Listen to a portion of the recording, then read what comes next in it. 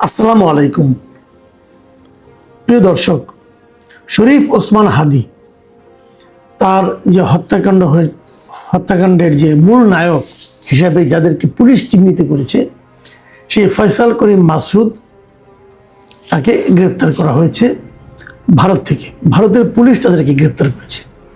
ভারতের পশ্চিমবঙ্গের আমাদের যে সীমান্তবর্তী এলাকা, সেখানে বনগাঁও এলাকা যেটা আছে, উত্তর 24 পরগনা যেটা যে জেলাটার নাম, সেখানকার বনগাঁও এলাকা থেকে তাকে গ্রেপ্তার করা হয়েছে এবং তার সঙ্গে তার সহযোগী হিসেবে পরিচিত মোহাম্মদ আলমগীর হোসেন, যে তাকেও আটক করা হয়েছে। এবং এই দুজনেই কিন্তু শরীফ ওসমান হাদীর হত্যাকারী এবং হত্যাকাণ্ডের সহযোগী হিসেবে আমাদের পুলিশের তদন্তে বেরিয়ে এসেছিল। এবং এটা আমি মনে করি একটা বড় খবর। এই কারণে বড় খবর যে এদেরকে যদি এখন জিজ্ঞাসাবাদ ঠিকঠাক মতো করা যায়, তাহলে হয়তো আমরা জানতে পারবো যে শরীফ ওসমান হাদীর হত্যার পেছনের মূল ক্রিয়ানকটা কে অথবা কারা। এবং এটা আমি মনে করি জানা খুবই জরুরি।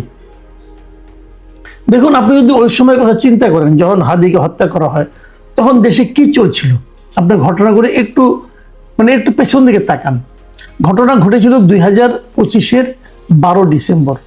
ঠিক তার আগের দিন এই নির্বাচনের তফসিল ঘোষণা করা হয়েছিল, যে নির্বাচনটা আমাদের হয়ে গেল ফেব্রুয়ারিতে। নির্বাচনের তফসিল ঘোষণার ঠিক পরের দিন শরীফ ওসমান হাদীকে হত্যা করা হলো।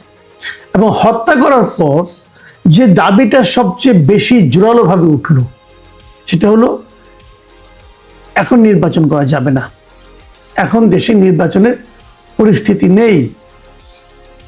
এবং শরীফ ওসমান হাদীর যে সংগঠন ইনকিলাব মঞ্চ, তারা তো বলাই শুরু করলো যে শরীফ ওসমান হাদীর বিচার সম্পন্ন হওয়ার আগে কোনো নির্বাচন হবে না। এবং এই দাবিতে তারা শাহবাগে কিন্তু অবস্থান নিল, একটা সারা দেশে একটা হইচই করে দিল। ওসমান হাদীর মৃত্যু নিয়ে কিন্তু রাজনীতি কম হয়নি, এবং সেই রাজনীতি ছিল বহুমুখী রাজনীতি। সেই রাজনীতির মাধ্যমে যে কাজগুলি করা হয়েছে বলে আমার কাছে মনে হয়, প্রথমত লক্ষ্য ছিল যে সেই রাজনীতির মাধ্যমে নির্বাচনকে পিছিয়ে দেওয়া। আরেকটা রাজনীতি ছিল সেই ইস্যুটাকে সামনে রেখে আমাদের 71-কে আরও অবমূল্যায়ন করা, 71-এ যারা মহানায়ক ছিলেন তাদেরকে অবমূল্যায়ন করা। এবং সেই অবমূল্যায়নের একটা নমুনাও আমরা দেখলাম যে ঢাকা বিশ্ববিদ্যালয়ের বঙ্গবন্ধু যে হল ছিল, বঙ্গবন্ধু শেখ মুজিবের নামে যে ছাত্রদের যে হল ছিল, সেই হলের নাম চেঞ্জ করে তারা কিন্তু সেখানে শহীদ হাদীর নামে নামকরণ করেছে। আরও অনেক করেছে। আমাদের জাতীয় কবির সমাধির পাশে হাদীর কবর দেওয়া হবে, এই ধরনের একটা হুজুগ তুলে সেটাও করা হয়েছে। আমি হাদীর অবস্থানকে অবমূল্যায়ন করছি না। হাদী অবশ্যই একজন, আমার বিবেচনা, তার সঙ্গে আমার ব্যক্তিগত পরিচয় ছিল, তার সঙ্গে আমি একাধিক জায়গায় টকশো করেছি। আমার বিবেচনা হাদী একজন স্পষ্টবাদী লোক ছিল, এবং হাদী যা বলতো নিজের বিশ্বাস থেকে একটু অ্যারোগেন্সি ছিল, সেই অ্যারোগেন্সির সঙ্গেই সে কথা বলতেন। এটা নিয়ে আমার কোনো আপত্তিও ছিল না। এক একটা মানুষের টাইপ এক এক ধরনের হবে। হাদীর যে জিনিসটা আমি অপছন্দও করতাম, সেটা ওকে আমি বলেছিল ব্যক্তিগতভাবে, সে মাঝে মাঝে কিছু কিছু অশ্লীল শব্দ ব্যবহার করতো স্লোগানের সময়, মেঠো বক্তৃতার সময়। হাজি আমাকে বলেছিল যে জিনিসগুলো, যে আমরা তো ভাই এগুলো মাঠের বক্তৃতা অনেক কিছু বলতে হয়, সে মেঠো বক্তৃতা এগুলো ব্যবহার করত। বাট এই সমস্ত শব্দ আমি তাকে কখনো টকশোতে অথবা কোনো মিডিয়াতে ব্যবহার করতে দেখিনি। হাদীর যে দৃষ্টিভঙ্গি, হাদী অনেকেরই সমালোচনা করতেন। হাদী কিন্তু এনসিপির নেতৃত্বে সমালোচনা করেছেন। হাদী বলেছেন যে এনসিপি, এত বড় আন্দোলনটা এনসিপি জবরদখল করে নিয়েছে, এগুলো ছিল। এবং এই কারণে হাদীরকে অপছন্দ করার লোকের সংখ্যাই ছিল বেশি আমার ধারণা, কারণ সে এমন কোনো পলিটিক্যাল পার্টি নাই যার সমালোচনা করতো না। কাজে এই অপছন্দের যে কেউ তার হত্যার কিন্তু কারণ হয়ে থাকতে পারে।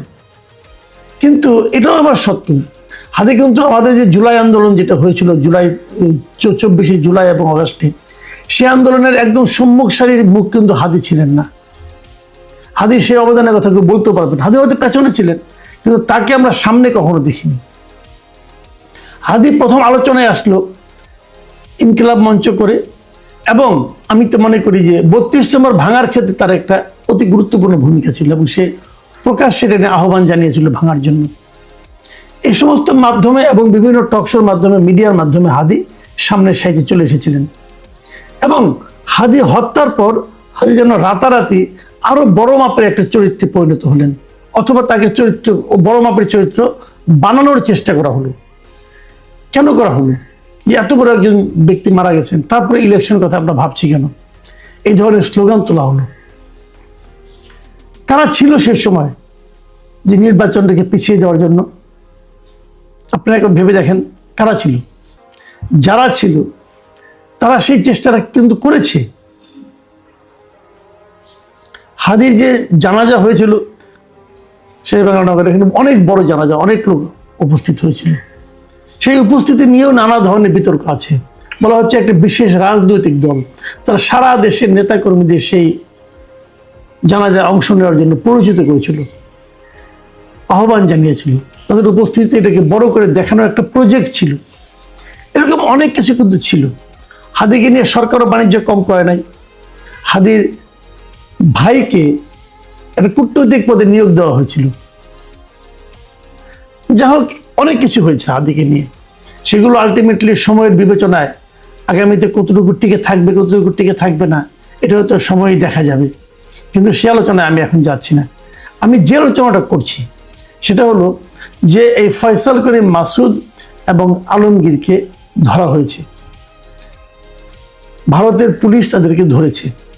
আমার ধারণা সরকার যদি ঠিকঠাক মতো তাদেরকে চায়, এবং যদি তাদের সঙ্গে যেহেতু আমাদের একটা বন্দি প্রত্যার্পণ চুক্তি আছে, আমরা হয়তো তাদেরকে আমাদের এখানে নিয়ে আসতে পারবো।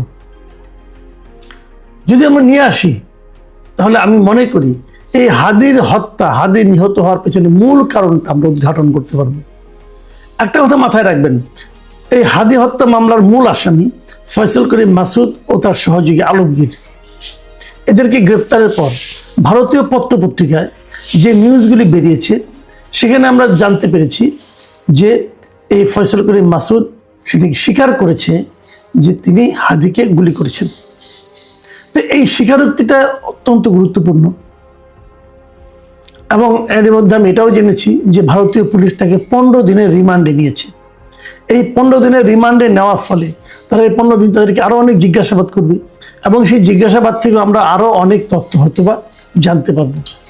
কিন্তু সেটাই যথেষ্ট নয়, কারণ ওখানে কি জিজ্ঞাসা করবে, কি জানাবে, তারা কি বলবে, এর উপর নির্ভর করে আমি বলছি না। আমি বলছি ওটা একটা তথ্য হতে পারে, কিন্তু হাদিকে আমরা ফেরত পাবো বলে আমি আশা করি। কারণ ভারতের সঙ্গে আমাদের কিন্তু বন্দি প্রত্যার্পণ একটা চুক্তি আছে। সেই চুক্তির মাধ্যমে যদি হাদিকে আমরা আনতে পারি, ওখানকার জিজ্ঞাসাবাদের ফলাফল এবং এখানে আনার পর আমাদের জিজ্ঞাসাবাদের ফলাফলের মাধ্যমে আমার ধারণা আমরা হাদি হত্যার পেছনে মূল কারণটা কে বা কারা জড়িত তা হয়তো জানতে পারবো। একটা কথা মাথায় রাখবেন, ট্রিগার যে টেপে সে খুনি, কোনো সন্দেহ নাই। কিন্তু এই ট্রিগার টিপে যে ব্যক্তিটা সেই একমাত্র ব্যক্তি, এটাও সবসময় কিন্তু সত্য নাও হতে পারে। সে ভাড়াটে খুনি হতে পারে, তাকে হয়তো কেউ বিপুল অঙ্কের টাকা দিয়ে এই কাজটা করতে বলেছে। কে দিয়েছে টাকা, কে বা কারা দিয়েছে টাকা, সেটা হলো সবচেয়ে জরুরি প্রশ্ন। যে খুন করেছে, যে ট্রিগার টিপেছে, তার তো শাস্তি হবে। কিন্তু এই ট্রিগার টেপার জন্য যে তাকে প্ররোচিত করেছে অথবা যে তাকে নিয়োগ করেছে, তার শাস্তিটা আরো বড়। এবং সে কে এবং তার কি উদ্দেশ্য ছিল, এগুলো কিন্তু উদ্ঘাটন করা আমি মনে করি এই সময়ে একটা জরুরি কাজ।